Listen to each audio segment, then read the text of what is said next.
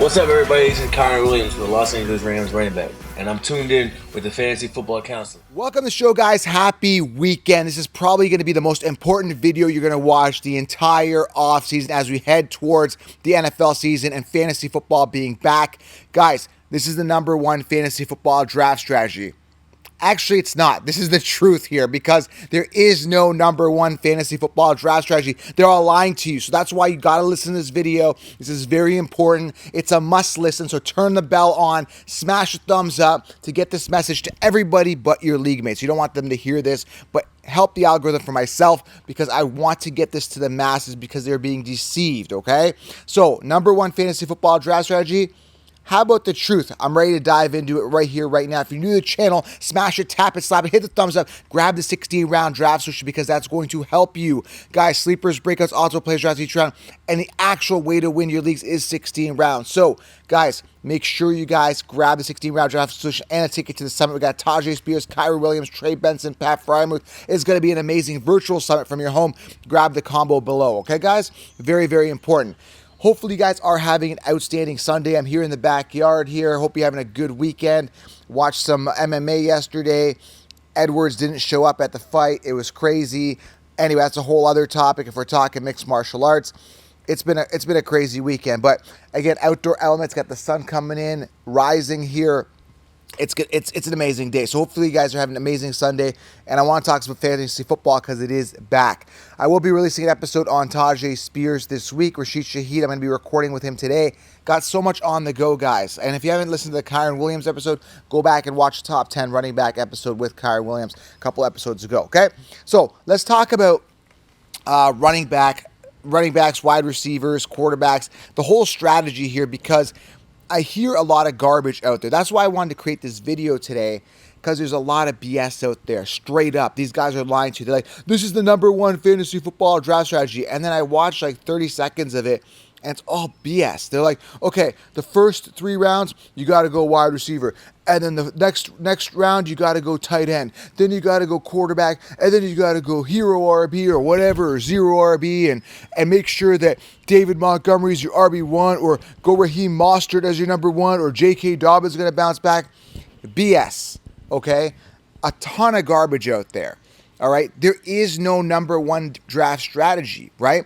But what there is my 16-round draft solution. Now, this is just a shameless plug for my 16-round draft solution. Mind you, it is. I'm absolutely shameless because that is the truth.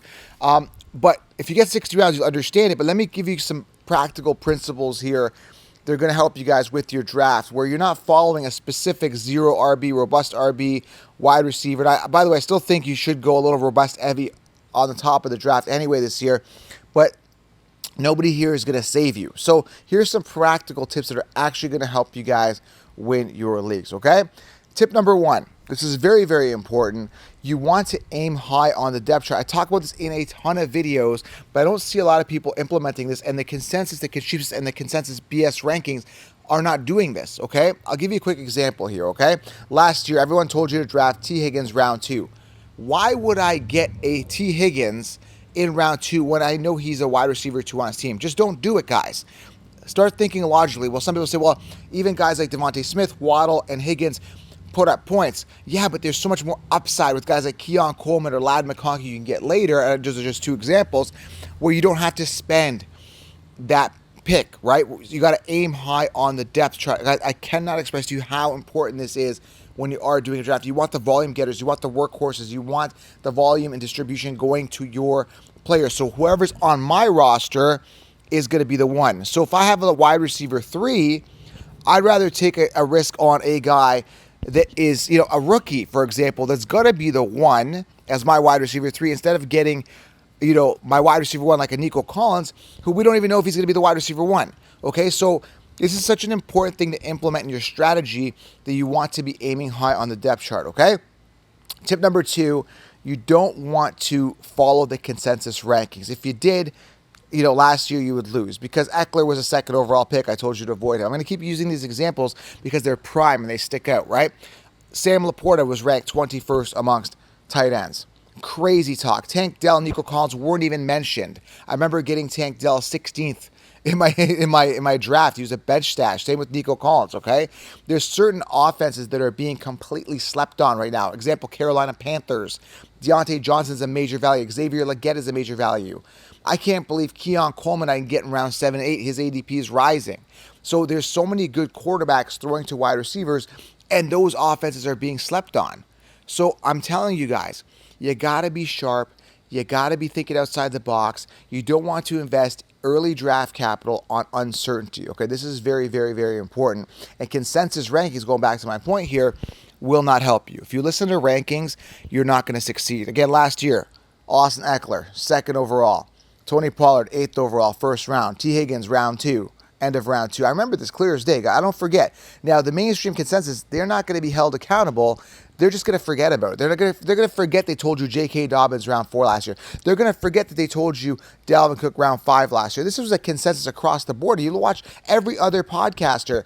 They're coming out with this news. They're like, oh, you got to do this way. And it's just that they're drafting based on ADP and consensus. It's not how you're going to win. You got to get the guys that are going to thrive. That's why I went Laporte. I got him a couple rounds earlier last year. I made sure he was my tight end 1. Okay, that's just one example, right? Again, everybody told you Mike Williams round 5. Why would you draft a guy that's been injury prone every single year? Why would you do that? And why would you draft him so early? Like, it's crazy. You guys got to start thinking. So, guys, understand that in life, and particularly in fantasy football here, common sense is not that common, okay? You got to start thinking outside the box if you want to win your leagues, okay? So another thing you want to do when you're looking at strategy particularly is you always want a backup plan for a backup plan, okay? I'll give you a quick example. I'll give you guys, now explain all this in 60-round drafts. So if you have not got it, go get it. It will put you light years ahead of the sheep. I'm telling you, you'll never look back. You get 60 rounds, but man, this makes sense. I got an ironclad roster. But I'll give you a quick snippet of 16 rounds here. Okay, with the quarterback position, particularly for this year, again, you got to go backup plan for a backup plan.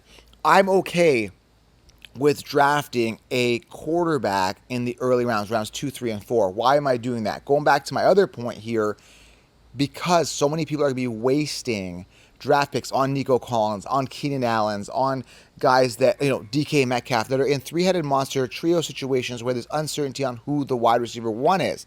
There's so much wasted, even like, Waddle and all these guys that are 2s.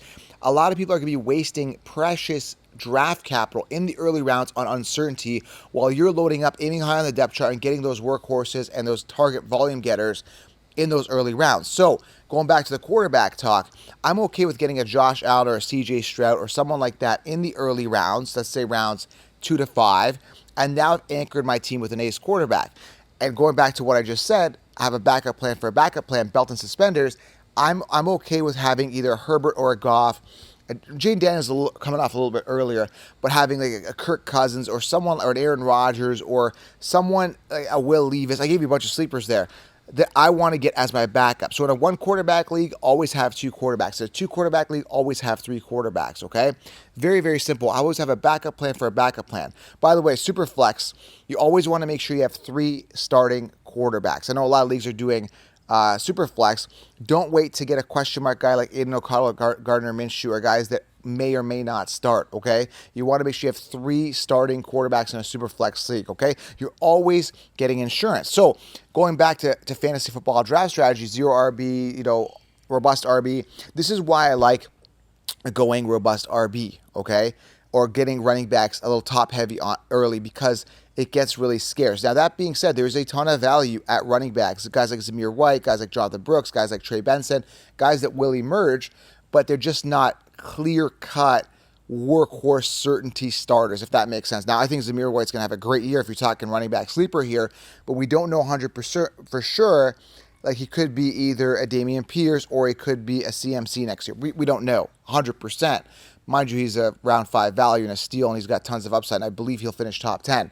So what I'm saying is, you got to go top heavy a little bit on those running backs because it is the most scarce position.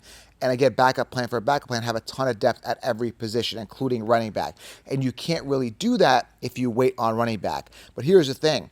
If you go running back early and you wait on wide receiver, you can still stack a ton of wide receiver ones, a ton of value guys like Deontay Johnson, guys like Keon Coleman, other sleepers, which I explained in 16 rounds.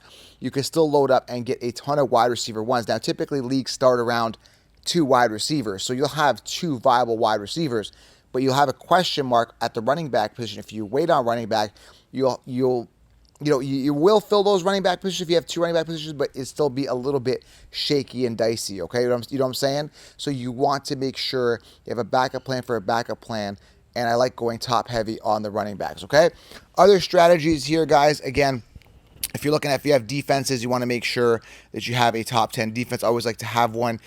That's the only time I really look at strength of schedule is when I'm looking at defenses, because I want to make sure that my defense is going to have good matchups, okay, that I can start that defense and not have to worry about anything. That's very, very important as well. When it comes to tight end, again, there's a couple sleeper tight ends, which, again, I explained in 16 rounds that I think will finish ahead of Sam Laporta. This is very, very important. Do I like Sam Laporta round 2? Sure, again, because that is somebody that's going to guarantee me volume. I feel safe and warm and fuzzy, and then I got tight end out of the way. So as I said, I like quarterback early. I don't mind going Sam Laporta round 2. Mind you, if you were a 16-rounder listening to this channel, you got him last year while everybody else was sleeping on him. If you want this year's sleepers, again, that's where I reveal that in the 16-round draft session. Make sure you guys grab it. And also direct coaching. You can book a call with me below. I am offering direct coaching this year, and we could work on your league, custom league, and we could talk about everything, get everything hammered out, whether it be dynasty, redraft, super flex, whatever it is. I can get you guys set up. Even for DFS help, I can help you, okay? So direct coaching is available. Grab 16 rounds. To wrap this up, guys, the most important thing that no one's telling you is that you got to think outside the box and have the lion mentality. Okay, I know it sounds a little cliche, a little bit like, what are you telling me here? You got to have confidence and conviction in your picks, right? Once you've aimed high on the depth chart, once you have a backup plan for a backup plan, once you got 16 rounds, you got those workhorse running backs, wide receivers, the cream of the crop, the best of the best, the alphas, then you got to just have conviction in your team and your roster, and then you're going to win. Because that's what when we're drafting, guys. We want to make sure we follow that Cuddy system: consistency, upside, durability, depth, and youth. You got to have at least 3 of those 5. Now, I weigh heavy on the youth and upside. I love those guys, right, that are going to be home run hitters. But you get those home run hitters after you've got a secure foundation in those early rounds, rounds 1 to 5 to 6, right? That's the sneaky 7 formula. I talk about that as well. So, guys, there's a lot of strategy here, a lot of practicality, a lot of common sense, a lot of logic when you're drafting.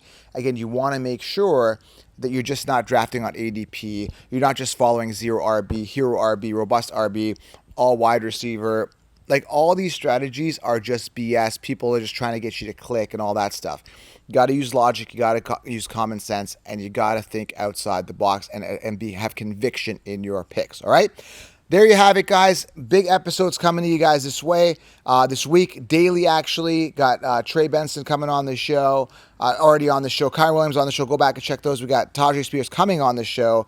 I'm doing an interview with Rashid Shaheed. So lots of great content coming your way. And if you guys have want a chance to hang out with these guys live via podcast, I have a chance to ask them questions. Make sure you guys grab a ticket to the Fantasy Sports Summit. And if you want the ultimate fantasy football draft strategy, grab the 16-round draft solution, or simply search on Google Fantasy Football Draft Strategy. I'm the first article that comes up. Go read that article, guys.